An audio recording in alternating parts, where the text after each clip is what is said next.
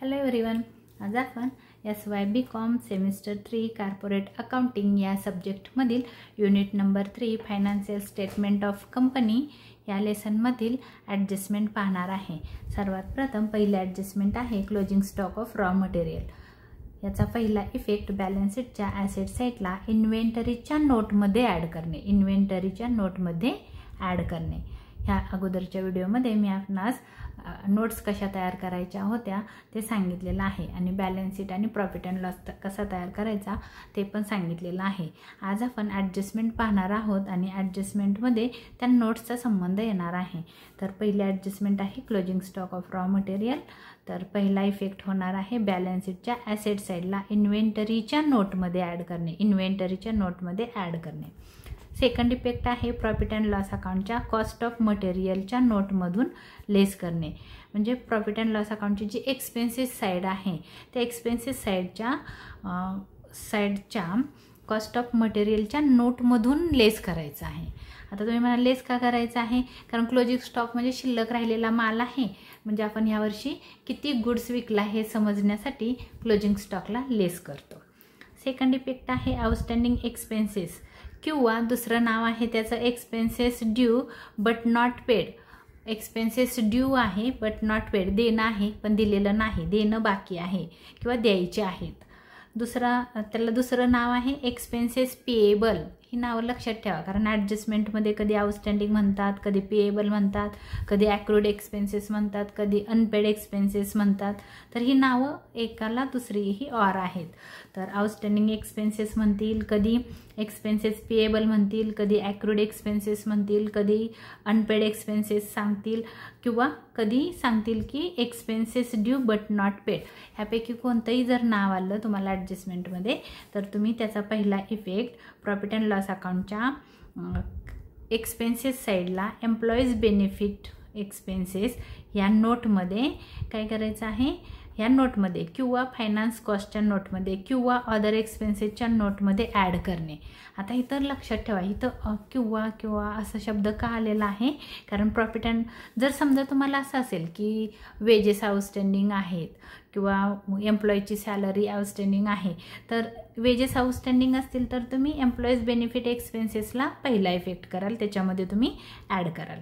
देणं बाकी आहे म्हणजे पहिले किती दिलेले होते, आत्ता आपल्याला किती द्यायचे आहेत, म्हणजे एकूण देणं आपलं किती आहे हे समजण्यासाठी आपण ॲड करणार आहोत, कारण आपल्याला टोटल एम्प्लॉईजना किती वेजेस द्यायचे आहेत ते समजण्यासाठी।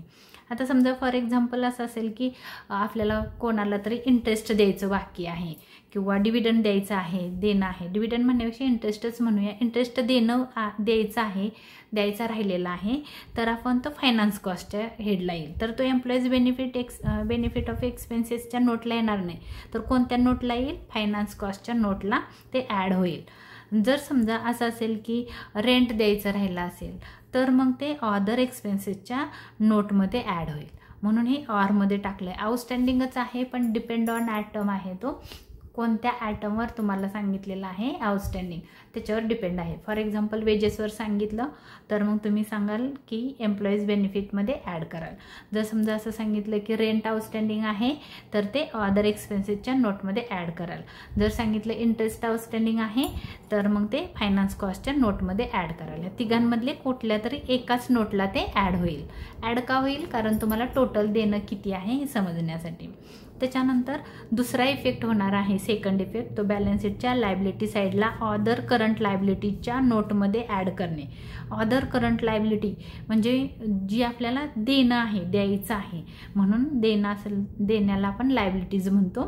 तर बॅलन्स शीटच्या लायबिलिटी साईडला अदर करंट लायबिलिटीच्या नोटमध्ये, नोटचं नाव आहे अदर करंट लायबिलिटी, या नोटमध्ये तुम्हाला ॲड करायचं आहे, म्हणजे तुमचं एकूण देणं किती हे लक्षात येईल।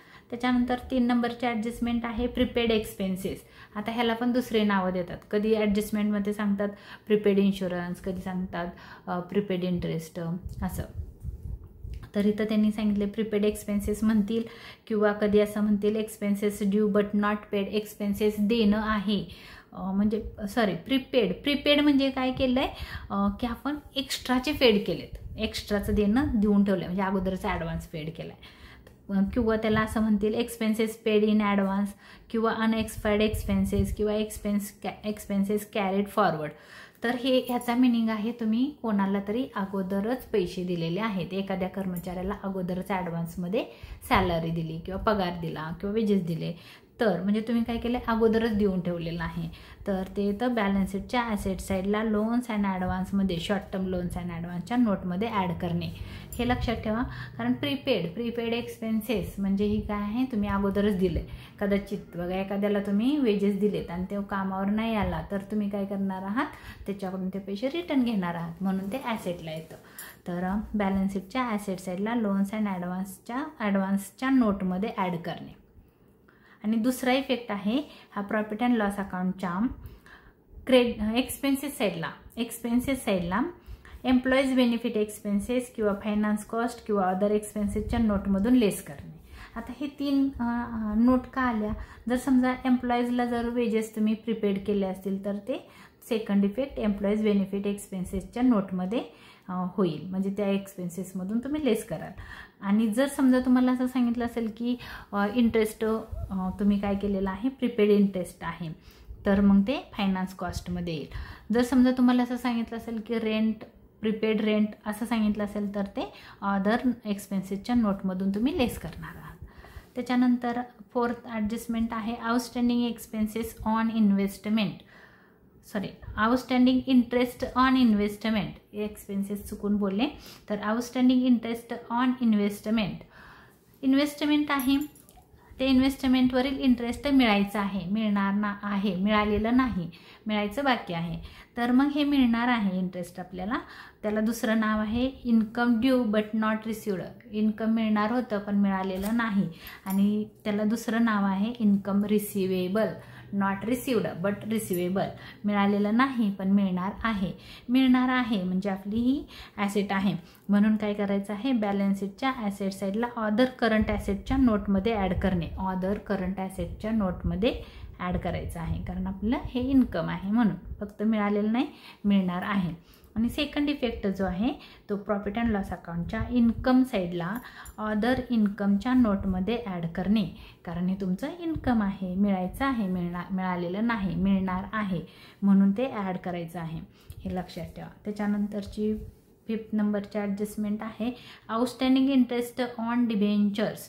आता हे लक्षात ठेवा, डिबेंचर्स हे लोन टेकन आहे, आपण लोन घेतलं आहे आणि त्याच्यावरचं इंटरेस्ट द्यायचं आहे, म्हणजे ही काय आहे, आपली लायबिलिटी आहे, देणं आहे.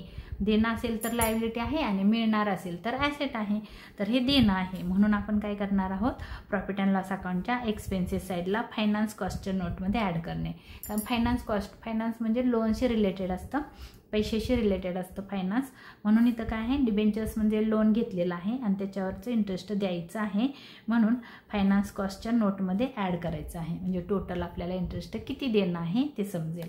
त्याच्यानंतर आहे बॅलन्स शीट, सेकंड इफेक्ट आहे बॅलन्स शीटच्या लायबिलिटी साईडला बॉरिंग, लॉंग टर्म बॉरिंग, कारण डिबेंचर्स हे लॉंग टर्म असतात, दीर्घ कालावधीचे असतात म्हणून. तर बॉरिंग म्हणजे loan taken from public sector किंवा बँक किंवा एनी अदर. लोन टेकन आहे, लोन घेतलं आहे तुम्ही आणि मग त्याच्यावरचं इंटरेस्ट द्यायचं आहे, कारण आपण प्रिन्सिपल प्लस इंटरेस्ट देतो म्हणून. तर तुम्हाला काय करायचं आहे, बॉरिंगमध्ये ॲड करायचं आहे, कारण तुम्ही प्रिन्सिपल किती दिलं आणि त्याच्यावरचं इंटरेस्ट किती देणं आहे, असं टोटल तुमचं देणं किती आहे हे दाखवण्यासाठी आपण इथं ॲड करणार आहोत. त्याच्यानंतर नोट नंबर 6 डेप्रिशिएशन म्हणजे एखाद्या ॲसेटची व्हॅल्यू कमी होणे. प्रत्येक ॲसेट काय होत असते, त्याची झीज होते, म्हणजे त्याची व्हॅल्यू कमी होत जाते. फॉर एक्झाम्पल, जर तुमच्याकडे 4 व्हीलर असेल तर किंवा 2 व्हीलर असेल तर गाडीची व्हॅल्यू हळूहळू कमी होत जाते. मशीन असेल तर त्या यंत्राची झीज होते आणि त्याची व्हॅल्यू कमी होत जाते. समजा तुम्ही 10 लाखाला गाडी घेतली असेल तर त्याची व्हॅल्यू आज कमी झालेली असेल, त्याची व्हॅल्यू कमी होऊन ती जर आज बाजारभावानुसार मार्केट व्हॅल्यू जर पाहिली तर त्याची ती कमी होते. तर ती कमी होते म्हणजे काय होतं, तर त्याचं डेप्रिशिएशन होतं. तर डेप्रिशिएशन म्हणजे काय, तर आपला लॉस आहे.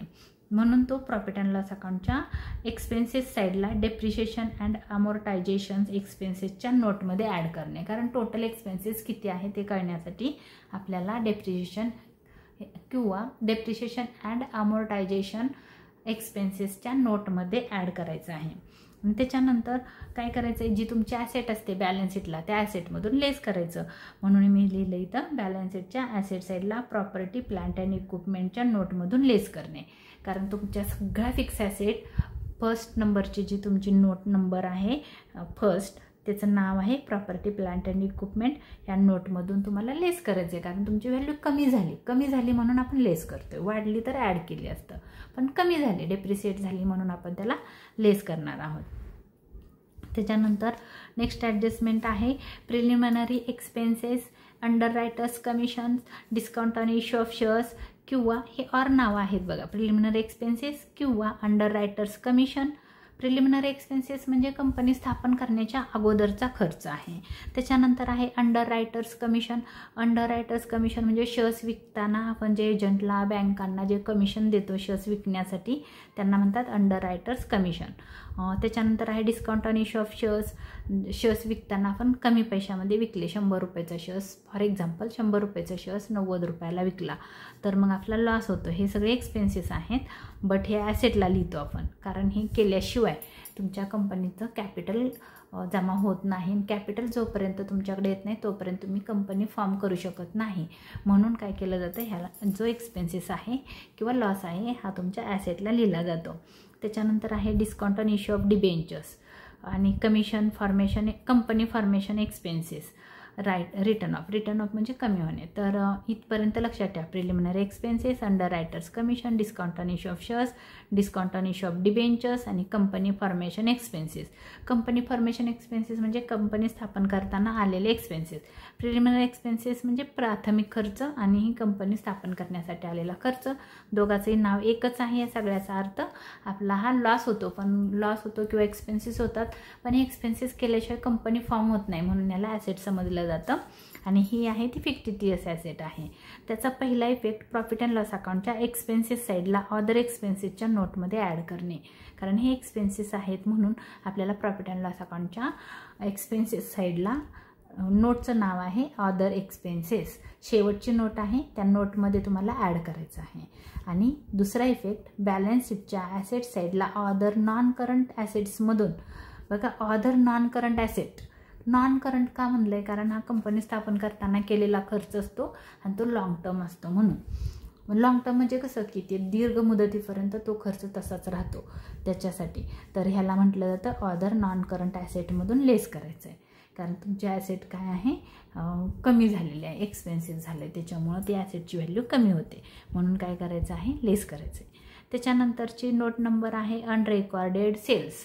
सेल्स बघा, आता ह्याचा विचार करा की तुम्ही माल विकलेला आहे, तुम्हाला इन्कम झालेला आहे, पण ना त्याचं रेकॉर्ड करायचं राहिलं. मग असं का होतं, कारण जेव्हा तुम्ही 31 मार्चला आपलं अकाउंटिंग इयर क्लोज होतं आणि तेव्हा तुमचे जे अकाउंटचे बुक्स असतात ते ऑडिट विभागात गेलेले असतात त्या ऑडिटसाठी. आणि मग तुमच्याकडे ज्या अकाउंटिंगच्या बुक्स असतात त्या नसल्यामुळे तुम्ही काय करता, आपण असं नाही करत की मार्च एंडिंग आहे म्हणून आपण मालच विकायचा नाही, आपले शॉप बंद करायचं, असं आपण करत नाही. कंपनी बंद करायची असं होतं का, नाही होत. तर आपण काय करतो, प्रोडक्शन चालूच असतं, मालाची विक्री चालूच असते. मग अशा वेळेस तुम्ही काय करता, जो गुड्स विकलेला आहे त्याची नोंद जे बुक्स ऑफ अकाउंट्समध्ये करत नाही, तर ते कुठंतरी तुम्ही नोटमध्ये करून ठेवता. मग काय केलं जातं, त्याची रेकॉर्ड होत नाही. काय होत नाही, रेकॉर्ड होत नाही, कारण त्या जे तुमच्या अकाउंटच्या बुक्स आहेत त्या ऑडिट विभागात ऑडिटसाठी गेलेल्या आहेत, त्याच्यामुळे तुमच्याकडे त्या बुक्स अवेलेबल नसतात. म्हणून तुम्ही काय करत नाही, त्याचं रेकॉर्ड करत नाही. मार्च एंडिंगला जे सेल्स होतात त्याचं, मग ते अनरेकॉर्डेड आहे, त्याचं रेकॉर्ड करायचं राहिलं. पण एक लक्षात ठेवा, तुम्ही माल विकला म्हणजे तुम्हाला इन्कम झालं आहे, मग तुम्ही काय करणार आहात, प्रॉफिट अँड लॉस अकाउंटच्या इन्कम साईडला रेव्हेन्यू फ्रॉम ऑपरेशनमध्ये ॲड कराल. रेव्हेन्यू म्हणजे सेल्सशी रिलेटेड असतं, रेव्हेन्यू म्हणजे इन्कम. तर तुम्हाला इन्कम झालं तर रेव्हेन्यू फ्रॉम ऑपरेशन इन्कम साईडचं पहिलं नोट आहे, ह्या नोटमध्ये तुम्ही ॲड कराल, कारण तुमचं एकूण उत्पन्न किती हे सांगण्यासाठी. आणि मग बॅलन्स शीटच्या लायबिलिटी साईडला ट्रेड एक्सपेन्सेसच्या नोटमध्ये ॲड कराल, कारण तुम्ही किती माल विकला, टोटल किती माल विकला हे समजण्यासाठी ॲड कराल. म्हणून इथं तुम्ही कोणती नोट आहे, बॅलन्स शीटची ट्रेड रिसिवेबल ह्या नोटमध्ये ॲड कराल. दोन्हीकडे पण ॲड होणार आहे, कारण तुम्ही इथं बिल्स रिसिवेबल म्हणजे किती माल विकला आणि इथं तुम्हाला इन्कम किती झालं, असे दोन इफेक्ट होतील. त्याच्यानंतरची नोट नंबर आहे 9, बॅड डेट्स. बॅड डेट्स म्हणजे आपले पैसे बुडले किंवा बुडवले, कस्टमरने आपले पैसे बुडवले. तर मग बुडवल्यानंतर काय होतं, आपल्याला लॉस होतो. लॉस झाला की प्रॉफिट अँड लॉस अकाउंटच्या एक्सपेन्सेस साईडला, कारण लॉस झाला आहे म्हणून अदर एक्सपेन्सेसच्या नोटमध्ये ॲड करणे, कारण टोटल लॉस किती झाला हे करण्यासाठी ॲड करायचं आहे. त्याच्यानंतर बॅलन्स शीटच्या ॲसेट साईडला ट्रेड रिसिवेबलमधून लेस करणे, कारण आपले पैसे कोण बुडवतं, तर डेटर्स म्हणजे कोण, तर कस्टमर कोणत्या नोटच्या आत येतं, कोणत्या नोटच्या हेडमध्ये येतं, तर बिल्स रिसिवेबल ट्रेड रिसिवेबलच्या हेडमध्ये आपण डेटर्स लिहितो. मग डेटर्सने आपले पैसे बुडवले म्हणजे आपल्याला जे समजा फॉर एक्झाम्पल डेटर्स म्हणजे कस्टमरकडून 1 लाख रुपीज येणार होते, त्यातले जर समजा त्यानं 10,000 बुडवले तर आपल्याला 90,000 रुपीजच रिसिव्ह होणार आहेत, म्हणून आपण इथं लेस करणार आहोत, कारण आपलं इन्कम कमी होणार आहे. त्याच्यानंतरची नोट नंबर आहे 10, provision for bad and doubtful debts म्हणजे RDD. प्रोव्हिजन म्हणजे आपण तरतूद करणार आहोत की एवढे पैसे बुडण्याची शक्यता आहे. जर आपला लॉस झाला तर तो बिअर करण्यासाठी आपण काय करतो, प्रोव्हिजन करून ठेवतो, तरतूद करून ठेवतो. तर मग हे काय आहे, तर एक्सपेन्सेस आहेत, कारण आपले पैसे बुडण्याची शक्यता आहे. म्हणून आपल्याला असं वाटतं की आपण कस्टमरला उधारीवर माल विकलेला आहे, गुड्स सोल्ड केला आहे ऑन क्रेडिट, बट कस्टमरने जर आपल्याला पैसे नाही दिले तर आपला लॉस होऊ शकतो असं आपल्याला वाटतं, म्हणून त्याचे आपण प्रोव्हिजन करून ठेवतो. फॉर एक्झाम्पल तुमचे मम्मी पप्पा तुमच्या एज्युकेशनसाठी तुम्ही जेव्हा लहान असता तेव्हापासूनच तुमच्या अकाउंटवर पैसे ठेवतात, त्याची ते प्रोव्हिजन करून ठेवतात, म्हणजे माझ्या मुलाला किंवा मुलींना पुढे फ्युचरमध्ये एज्युकेशनला पैसे कमी पडू नये म्हणून ते काय करतात, प्रोव्हिजन करून ठेवतात, म्हणजे अकाउंटमध्ये पैसे ठेवतात. सेम तसंच आपल्याला पुढं लॉस होऊ नये, लॉस झाला तर तो बिअर करता यावा म्हणून आपण काय करतो, RDDची प्रोव्हिजन करून ठेवतो. मग तो एक्सपेन्सेस आहेत किंवा लॉस आहेत म्हणून प्रॉफिट अँड लॉस अकाउंटच्या एक्सपेन्सेस साईडला अदर एक्सपेन्सेसच्या नोटमध्ये ॲड करणे. सेकंड इफेक्ट आहे, कारण हा लॉस आहे म्हणून लेस करायचा, प्रॉफिट असेल तर ॲड करायचा. तर हा लॉस आहे म्हणून बॅलन्स शीटच्या ॲसेट साईडला ट्रेड रिसिवेबलमधून लेस करणे. आपले पैसे बुडवणारं कोण असतं, कस्टमर, कारण आपण गुड्स कोणाला विकतो, आपण इथं ट्रेड करतोय, व्यापार करतोय, म्हणजे आपण गुड्स कस्टमरला विकतो. कस्टमर म्हणजे कोण, ट्रेड रिसिवेबल किंवा त्याला आपण डेटर्स म्हणतो, म्हणून तो आपला पैसे बुडवणार आहे म्हणून ते लेस होणार आहे. Provision for discount on debtors, बघा आता इथं डिस्काउंट दिला, डिस्काउंट देण्याची प्रोव्हिजन केलेली आहे, तरतूद केली. कुणाला, डेटर्सला. डेटर्स कोण आहे, कस्टमर. तुम्ही कोणाला माल विकता, कस्टमरला. तुम्ही कोण आहात, तर ओनर ऑफ अ कंपनीचे ओनर आहात आणि तुम्ही काय केलं आहे, गुड्स सोल्ड केला आहे डेटर्सला आणि मग त्याला आपण डिस्काउंट देण्यासाठी प्रोव्हिजन केली. प्रोव्हिजन करतो म्हणजे तरतूद करतो की बाबा एवढा आपण त्यांना डिस्काउंट देऊया, म्हणजे काय आहे, तर ते एक्सपेन्सेस आहेत. म्हणून फर्स्ट इफेक्ट होणार आहे प्रॉफिट अँड लॉस अकाउंटच्या एक्सपेन्सेस साईडला अदर एक्सपेन्सेसच्या नोटमध्ये ॲड करणे. अदर एक्सपेन्सेस नोट नंबर लास्टची आहे, प्रॉफिट अँड लॉस अकाउंटच्या एक्सपेन्सेस साईडची शेवटची नोट आहे, त्या नोटमध्ये तुम्हाला काय करायचं आहे, ॲड करायचं आहे, कारण टोटल लॉस किती होणार आहे हे समजण्यासाठी. दुसरा इफेक्ट आहे बॅलन्स शीटच्या ॲसेट साईडला ट्रेड रिसिवेबलमधून लेस करणे, कारण डिस्काउंट कोणाला देतो आपण, डेटर्सला. डेटर्स म्हणजे कोण, कस्टमर आहे म्हणून हे तिन्ही इफेक्ट बघा काय तर बॅड डेट्स, RDD, डिस्काउंट. तर हे सगळं आपण ट्रेड रिसिवेबलमधून लेस करणार आहोत आणि हे सगळं तुम्ही इथं एक्सपेन्सेसला, प्रॉफिट अँड लॉस अकाउंटच्या एक्सपेन्सेसला म्हणजे कोणती नोट आहे, अदर एक्सपेन्सेसच्या नोटला बॅड डेट्स पण ॲड करणार आहात, RDD पण ॲड करणार आहात आणि डिस्काउंट ऑन डेटर्स हे पण ॲड करणार आहात. इफेक्ट सेम आहेत, सेम प्रोसेस आहे. काय लक्षात ठेवा, बॅड डेट्स, RDD आणि डिस्काउंट ऑन डेटर्स तिघांचे हे 3 ॲडजस्टमेंटचे इफेक्ट एकसारखेच आहेत, कारण ते आपले कस्टमर आहेत आणि कस्टमरना आपले पैसे बुडवले किंवा त्यांना आपण डिस्काउंट दिला तर आपला लॉस होतो, म्हणून हे 1, 2, 3 या तिघांचे इफेक्ट सेमच आहेत, फक्त नावं लक्षात ठेवा. ॲडजस्टमेंट नंबर 9, 10 आणि 11 त्या तिन्ही ॲडजस्टमेंटचे इफेक्ट सेम आहेत. त्याच्यानंतर adjustment number 12, provision for dividend, proposed dividend. आता हे डिव्हिडंट आहे, हा कस्टमर नाही. डिव्हिडंट आपण कोणाला देतो, इक्विटी शेअर होल्डरांना. इक्विटी शेअर होल्डर हे कोण असतात, कंपनीचे ओनर असतात. मग हे कस्टमर नाही, हा कोण आहे, ओनर आहे आणि ओनरला डिव्हिडंड देण्यासाठी आपण केलेली तरतूद. तर मग हे ओनर कोण असतो, तर कंपनीचा शेअर होल्डर असतो, म्हणून आपण काय करतो, डिव्हिडंड हा नेहमी इक्विटी शेअर कॅपिटलवर डिव्हिडंड फाइंड करतो. मग तो डिव्हिडंड द्यायचा आहे म्हणजे लायबिलिटीला येणार आहे, बॅलन्स शीटच्या लायबिलिटी साईडला अदर इक्विटीच्या नोटमधून लेस करणे.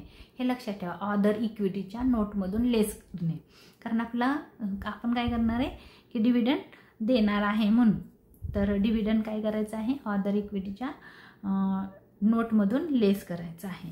आणि आता ही नोट ॲडजस्टमेंट नीट लक्षात ठेवा, हे दोन्ही इफेक्ट बॅलन्स शीटलाच होणार आहेत. दुसरा इफेक्ट पण बॅलन्स शीटच्या लायबिलिटी साईडला प्रोव्हिजन, शॉर्ट टर्म प्रोव्हिजनची नोट आहे त्या नोटमध्ये ॲड करायचं आहे. कारण तुम्ही किती प्रोव्हिजन केलेले आहे डिव्हिडंडसाठी, म्हणजे तुम्हाला किती देणं आहे हे कळण्यासाठी, कितीची प्रोव्हिजन झाली, टोटल तुम्ही तरतूद किती केली हे समजण्यासाठी ॲड करायचं आहे. आणि इक्विटी अदर इक्विटीच्या नोटमधून तुम्हाला डिव्हिडंड लेस करायचं आहे. त्याच्यानंतरची नेक्स्ट ॲडजस्टमेंट आहे provision for taxation. Provision for taxation, आता हे बघा, प्रोव्हिजन फॉर टॅक्सेशन, टॅक्स द्यायचा आहे. कोणाला देतो आपण टॅक्स? गव्हर्नमेंटला देतो. मग आता थोडंसं लिंक बघा कशी आहे.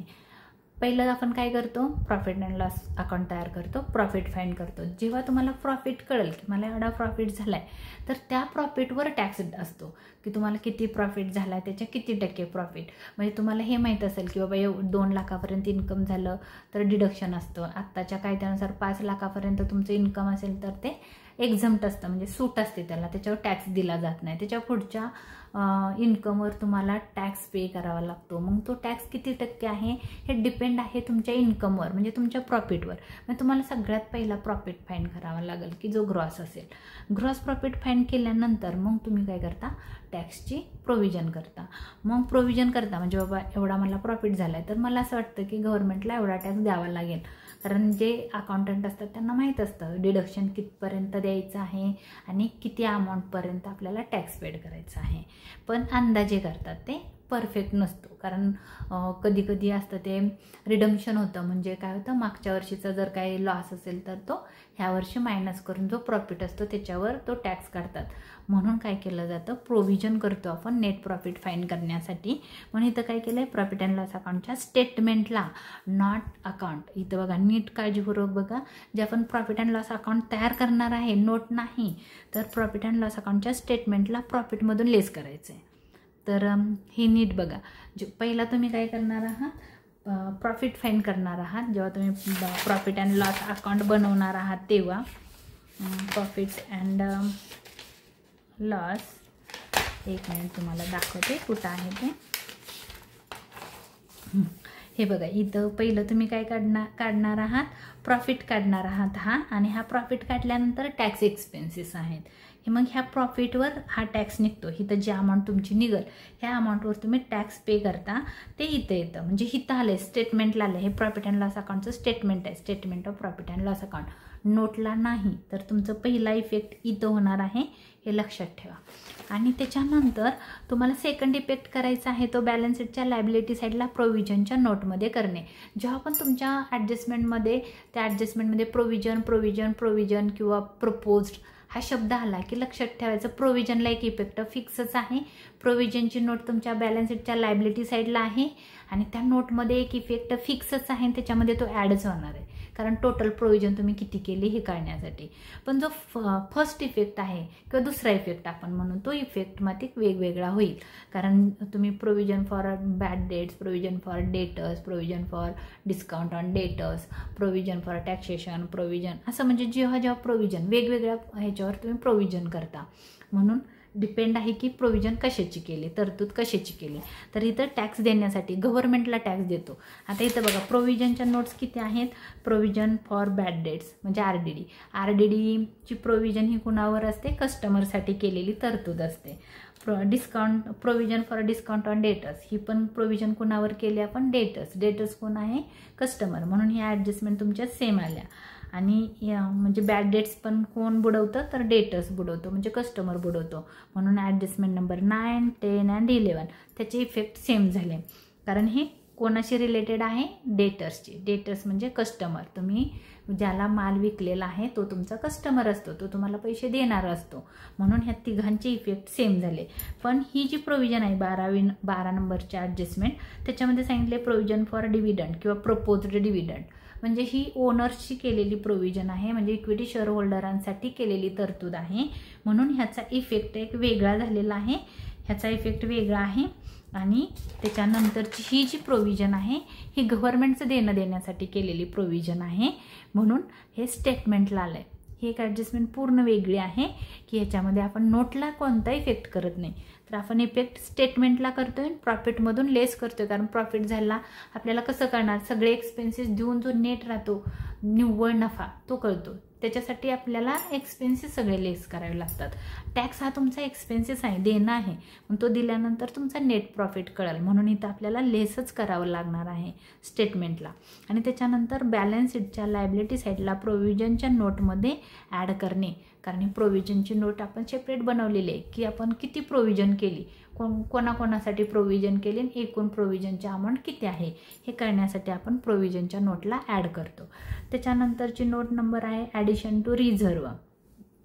आता समजा कधी कधी काय होतं, एखाद्या रिझर्वला ह्याच्यामध्ये ॲडजस्टमेंटमध्ये सांगतात की बाबा इक्विटी शेअर होल्डर आहेत आणि त्या इक्विटी शेअर होल्डरांना आपण प्रॉफिट दिला आणि त्याच्यानंतर कधी कधी सांगतात की बाबा काही अमाऊंट तुम्ही काय करा एज्युकेशन रिझर्वसाठी ठेवा किंवा स्टॅट्युटरी रिझर्वला ठेवा किंवा कोणत्या तरी रिझर्वसाठी तुम्ही त्याची तरतूद करून ठेवा किंवा तो रिझर्व करून ठेवा असं सांगतात, साठवून ठेवा. मग त्यावेळेस एखादी ॲडजस्टमेंट जर रिझर्वसाठी आली, स्पेशली आल्यानंतर तुमच्या लक्षात येईल ही शक्यतो तुम्हाला आत्तापर्यंत कधी झालेली नव्हती. ह्याच्या अगोदरच्या ॲडजस्टमेंट तुम्हाला 11वी-12वीला झालेल्या आहेत, पण ही ॲडजस्टमेंट फर्स्ट टाईम आली. हे जेव्हा क्वेश्चन करू तेव्हा तुमच्या लक्षात येईल. तर ही बॅलन्स शीटच्या लायबिलिटी साईडला अदर इक्विटीच्या नोटमधून लेस करायची आहे, कारण रिझर्व आहे, सगळे रिझर्व आपण रिझर्वमधून हा लेस करायचा आहे. त्याच्यानंतर आहे बॅलन्स शीटच्या लायबिलिटी साईडला अदर इक्विटीच्या नोटमध्ये ॲड करणे. बघा, एकदा लेस करायचं आहे, एकदा ॲड करायचं आहे, त्याच नोटला कुठली नोट आहे, अदर इक्विटीची नोट आहे. लायबिलिटी साईडची बॅलन्स शीटच्या लायबिलिटी साईडची नोटचं नाव आहे अदर इक्विटी. त्या नोटमधून तुम्हाला लेस करायचं आहे आणि त्याच नोटमध्ये दुसरा इफेक्ट ॲड करायचा आहे. हे ॲडजस्टमेंट पूर्ण वेगळे आहे, फर्स्ट टाईम तुम्हाला ते आलेले आहे. त्याच्यानंतर आहे 15 नंबरची नोट आहे प्री रिसिव्ड इन्कम वेगळं आणि फ्री रिसिव्ड इन्कम आणि एक्सपेन्सेस दोघं वेगवेगळे आहेत. तर प्री रिसिव्ड इन्कम आहे, रिसिव्ड म्हणजे मिळणार आहे किंवा आपल्याला अगोदरच मिळालं, ॲडव्हान्समध्ये मिळालेलं आहे. प्री रिसिव्ड इन्कम म्हणजेच आहे इन्कम रिसिव्ड इन ॲडव्हान्स, आपल्याला अगोदर कोणीतरी इन्कम दिलेला आहे, ॲडव्हान्स दिलेला आहे, तुमच्याकडे पैसे अगोदरच आलेले आहेत, पण हे तुम्हाला परत करायचे आहेत. हे लक्षात ठेवा, हे तुम्हाला कोणीतरी अगोदर दिलंय, मग हे पैसे तुम्हाला परत करायचे आहेत. फॉर एक्झाम्पल तुम्ही समजा की तुमची स्वतःची एक बिल्डिंग आहे आणि त्याच्यामधला एखादा फ्लॅट तुम्ही कोणाला तरी रेंटनी दिला. मग रेंटनी दिल्यानंतर जो रेंटनी घेणार असतो तो तुम्हाला काय करतो, ॲडव्हान्स देतो. जेव्हा तो फ्लॅट खाली करतो, सोडून जातो, तेव्हा त्याचा ॲडव्हान्स तुम्ही घेतलेला असतो तो त्याला परत करावा लागतो. म्हणजे ही तुमची लायबिलिटी असते. एकदा रिसिव्ह होतात, इन्कम होतं, पण काय आहे, हे देणं आहे. म्हणून लक्षात ठेवा, प्री रिसिव्ड इन्कम, त्याचं दुसरं नाव आहे इन्कम रिसिव्ड इन ॲडव्हान्स, अजून दुसरं नाव आहे इन्कम कॅरीड फॉरवर्ड. तर प्रॉफिट अँड लॉस अकाउंटच्या इन्कम साईडला इन्कम झालं म्हणून इन्कम साईडला अदर इन्कमच्या नोटमधून लेस करणे. कारण ॲक्च्युली इन्कम नाही झालं, कारण हे देणं आहे, आपल्याला मिळालेत पण हे आपलं देणं आहे, आपलं ते इन्कम नाही आहे, म्हणून काय करायचं आहे, लेस करायचं आहे. आणि दुसरा इफेक्ट आहे बॅलन्स शीटच्या लायबिलिटी साईडला अदर करंट लायबिलिटीच्या नोटमध्ये ॲड करणे. अदर करंट आणि देणं आहे, देणं वाढलं तुमचं, आत्ता मिळालेत खरं, पण ते परत देणं आहे, देणं वाढलेलं आहे, म्हणून ते अदर करंट लायबिलिटीच्या नोटमध्ये ॲड करणे. ही झालेली आहे तुम्हाला 11वी-12वीला, प्री रिसिव्ड म्हणतात त्याला. त्याच्यानंतर आहे अनरेकॉर्डेड परचेजेस ऑफ गुड्स किंवा goods purchased but not recorded. आता ह्या दोन ॲडजस्टमेंट आहेत बघा. हे परचेज अनरेकॉर्डेड गुड्स आहेत, म्हणजे परचेज केलेत, अनरेकॉर्डेड परचेज ऑफ गुड्स किंवा goods purchase but not recorded. Goods purchase केलेत बट नॉट रेकॉर्डेड, तुम्ही माल खरेदी केला आहे, ह्याच्यामध्ये बघा अजून एक ॲडजस्टमेंट येऊन गेलेले आहे तुम्हाला इथं, अनरेकॉर्डेड सेल्स. तसंच हे अनरेकॉर्डेड परचेजेस आहेत, तुम्ही असं पण म्हणू शकता अनरेकॉर्डेड परचेजेस.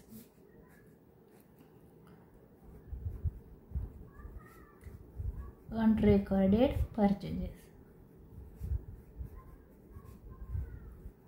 अनरेकॉर्डेड आहेत, म्हणजे त्याचं रेकॉर्ड करायचं राहिलं. जसं सेल्स अनरेकॉर्डेड असतात तसंच परचेजेस पण अनरेकॉर्ड असतात. म्हणजे काय बघा, तुम्ही 31 मार्चला किंवा 31 मार्चला किंवा मार्च महिन्यामध्ये जेव्हा इयर एंडिंग असतं तेव्हा आपल्या बुक्स ऑफ अकाउंट सगळे ऑडिट विभागात चेकिंगसाठी गेलेले असतात, ऑडिट चाललं असतं, आपल्याकडे बुक्स नसतात. मग तेव्हा तुम्हाला असं आहे का की गुड्स परचेस नाही करायचा, तुम्हाला गरज असेल तरी तुम्ही माल खरेदी नाही करायचा कारण मार्च एंडिंग आहे, असं होतं का? नाही होत. तुम्ही काय करता? गुड्स परचेस करता कारण ते रिक्वायरमेंट असते, गरज असते. मग अशा वेळेस काय केलं जातं की त्याची जी नोंद आहे ते कच्चं कुठंतरी तुम्ही नोंद करून ठेवता दुसऱ्या नोटबुकमध्ये. मग ती रेकॉर्ड करायचं ज्या बुक्समध्ये, बुक्स ऑफ अकाउंट्समध्ये एंट्री करायची राहून गेलेली आहे. का राहून गेली? कारण तुमच्याकडे बुक्स नाहीत म्हणून राहिलेलं आहे. तर मग ते बघा, आता हे अनरेकॉर्डेड परचेजेसची एक सेपरेट नोट आहे तुमच्या प्रॉफिट अँड लॉस अकाउंटच्या एक्सपेन्सेस साईडला. कारण तुम्ही गुड्स परचेस केलाय, तुमचे पैसे गेले, ते एक्सपेन्सेस आहेत. म्हणून प्रॉफिट अँड लॉस अकाउंटच्या एक्सपेन्सेस साईडला कॉस्ट ऑफ मटेरियल कन्झ्युम, नोटचं नाव आहे कॉस्ट ऑफ मटेरियल कन्झ्युमच्या नोटमध्ये ॲड करणे. कारण तुम्ही टोटल माल किती खरेदी केला आहे, टोटल एक्सपेन्सेस तुमचे किती झाले, तुम्ही गुड्स किती कन्झ्युम केला आणि त्याच्यासाठी किती पैसे एक्सपेन्सेस केले ते कळण्यासाठी आपल्याला इथं ॲड करायचं आहे अनरेकॉर्डेड परचेजेस. बघा, अनरेकॉर्डेड सेल्स आपण सेल्समध्ये ॲड करतो आणि परचेसमध्ये ॲड करतो. आता इथं एक होतं बघा अनरेकॉर्डेड सेल्स, तर तुम्ही काय केलेलं होतं? रेव्हेन्यू फ्रॉम ऑपरेशनमध्ये ॲड केलेले होते. आणि हे कशामध्ये ॲड केलं? तर कॉस्ट ऑफ मटेरियल कन्झ्युमच्या नोटमध्ये ॲड केलं कारण हे परचेजेस आहेत. त्याच्यानंतर दुसरा इफेक्ट आहे तो बॅलन्स शीटच्या लायबिलिटी साईडला ट्रेड पेएबलमध्ये ॲड करणे. ट्रेड पेएबल, व्यापारी देणं द्यायचं आहे. तुम्ही माल खरेदी केला आहे, पैसे देणं आहे, देणं तुमचं वाढलं म्हणून ते ट्रेड पेएबलमध्ये ॲड केलं. आता अनरेकॉर्डेड सेल्स कुठं होते? तर ट्रेड रिसिवेबलमध्ये तुम्ही ॲड केलं कारण इथं तुमचं इन्कम वाढलेलं होतं आणि इथं तुमचं देणं वाढलेलं आहे. वाढलं की ॲड करायचं, कमी झालं की लेस करायचं. तर ह्या सगळ्या मी तुम्हाला ॲडजस्टमेंट ह्या व्हिडिओमध्ये सांगितलेल्या आहेत. ॲडजस्टमेंट तुम्ही लर्न करून ठेवा.